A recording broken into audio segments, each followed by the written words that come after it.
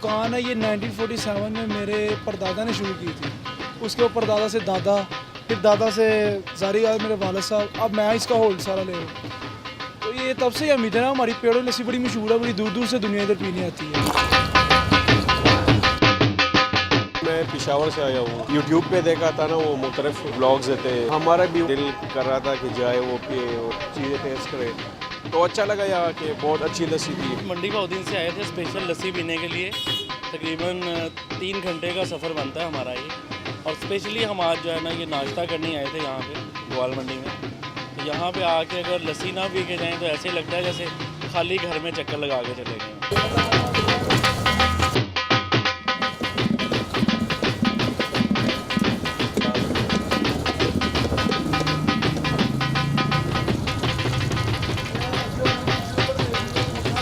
ये घोटने से बनती है, ये ग्राइंडर वगैरह में किसी चीज़ में नहीं बन सकती, और ये हर मौसम में इसको बनाने का एक तरीका का रहता है। अपनी दुकान के ऊपर कोई हमारी फैमिली टर्म से अलावा कोई बंदा नहीं रखते।